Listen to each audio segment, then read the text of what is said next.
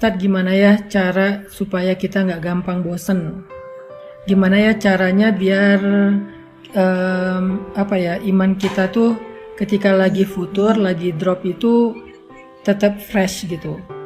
Terus kalau misalnya kita kangen dengan liburan, kangen dengan hiburan, itu gimana caranya? Nah, di sini saya pengen nyampein bahwa iman, perasaan, fisik, tenaga kita itu fitrah kehidupan di dunia itu kayak gitu. Yazidu wa yanqus. Dia kadang-kadang menjadi kuat, kadang-kadang dia menjadi lemah. Itulah fitrah dari kehidupan manusia. Terus gimana cara kita menyikapi fitrah yang kayak gini? Ketika kita lagi kuat, ketika kita lagi mood, ketika kita lagi bugar, itu pasti semuanya jadi mudah. Tapi pas kita imannya lagi lemah, perasaannya lagi bete, tenaganya jadi dalam keadaan mager, malas gerak, lemes banget, pegel-pegel, apa yang harus kita lakukan? Ada beberapa hal. 1, butuh vitamin, butuh makan, butuh nutrisi. 2, kadang-kadang kita butuh terapi, kita butuh pijat, kita butuh spa, kita butuh relaksasi. Dan yang 3, kita butuh olahraga, gerak supaya endorfin kita bertambah sehingga kita jadi lebih fresh dan segar lagi. Itu adalah kondisi fisik kita. Dan ternyata kondisi iman kita tuh sama dengan kondisi fisik. Iman itu ketika lemah, dia itu butuh nutrisi. Ketika lemah, dia itu butuh vitamin. Ketika lemah, dia itu butuh makan. Nah, pertanyaannya apa nutrisi iman? Apa vitamin iman? Apa makanannya iman supaya dia kuat lagi? Ternyata kata para ulama, nutrisi iman itu adalah tafakkur. Sebagaimana nutrisi perasaan itu mencari hiburan, maka nutrisi iman itu adalah tafakkur. Apa itu tafakkur? Tafakkur itu memikirkan tentang kebesaran Allah. Itu nutrisi iman. Inna fi khalqis samawati wal ardi wa ikhtilafil laili wan nahar wa ikhtilafil laili wan nahari la ayatin li ulil albab الذين يذكرون الله قياما وقعودا وعلى جنوبهم ويتفكرون في خلق السماوات والأرض ربنا ما خلقت هذا باطلا ربنا ما خلقت هذا باطلا سبحانك فقنا عذاب النار.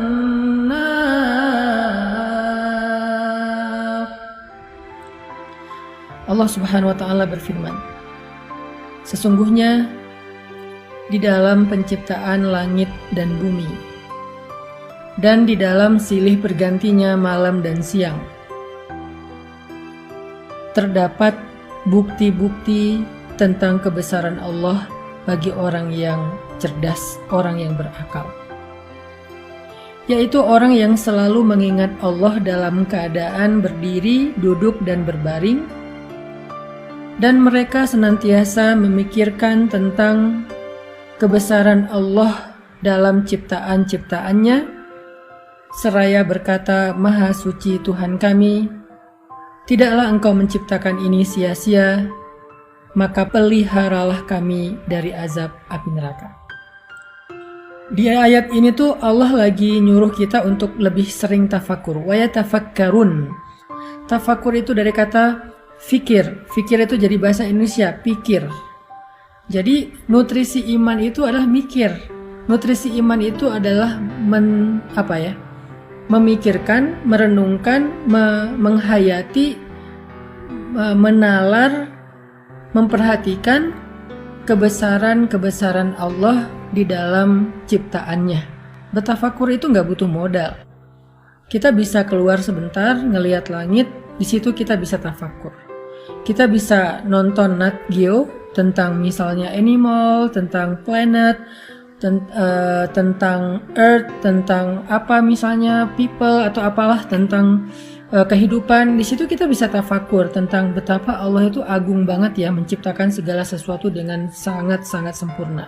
Yang di dalamnya itu semuanya ada ayat, ada bukti. Bukti Allah Maha Pencipta, bukti Allah Maha Kuasa, bukti Allah Maha Mengatur, bukti Allah Maha Raja, bukti Allah yang Maha Memberi rezeki, memelihara. Di situ ada banyak bukti. Sehingga dengan kita merenungkan secara serius, kita mikir, insya Allah itu akan menjadi nutrisi dalam hati atau iman kita. Tafakur. Lalu setelah kita berpikir, tafakur, hasilnya itu harus menjadi iman. Apa maksudnya? Semakin sering kita mikirin tentang kebesaran Allah, harusnya semakin kita yakin sama Allah. Kalau kita tahu Allah itu Maha Mengatur, Maha Memberi rezeki, kenapa kita khawatir? Kenapa kita berputus asa? Kenapa kita kayak nyerah gitu? Kenapa kita ragu?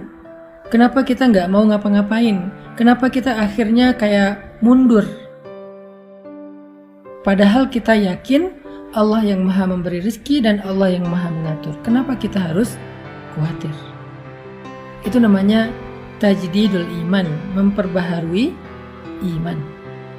Sehingga kalau kita dengan mudah bisa mentafakuri tentang bukti kehebatan seseorang di balik suatu produk, di balik suatu karya, harusnya kita bisa lebih mudah mengagumi Allah yang punya karya-karya yang maha besar di alam semesta. Karena kita udah ngelihat karya Allah, ciptaan Allah, kagum sama Allah, harusnya kita percaya. Apa bukti kita percaya? Kita ikut, kita nggak protes, kita nggak membantah, kita nggak mendebat, kita nurut. Itu yang disebut dengan tafakur, teman-teman. Percaya sama Allah. Makin kuat kita percaya sama Allah, semakin kita berkurang rasa khawatirnya. Kalau ada rasa khawatir dan bingung, pasti ada ragu kepada Allah. Pasti ada ragu kepada Allah. Semua kita punya keraguan tanpa kita sadari terhadap kebesaran Allah. Kita boleh bilang saya yakin sama Allah, tapi nyatanya nggak cukup dengan lisan, dibuktikan itu di sini. Pembuktian itu ada di hati kita ketika kita ada masalah. Seberapa mudah kita tenang ketika ada masalah bahwa Allah Maha membantu, Maha menyelesaikan. Di situ kita akan tahu kita ini imannya kayak gimana.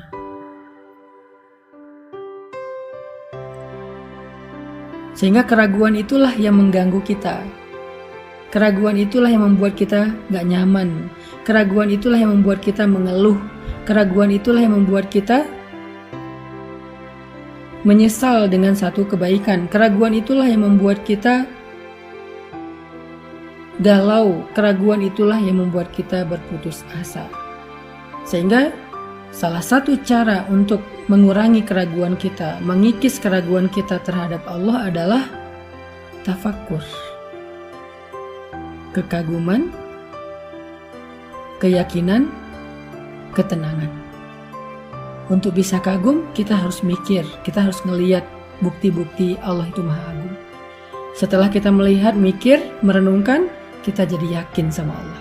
Semakin kita yakin, semakin kita tenang dalam hidup.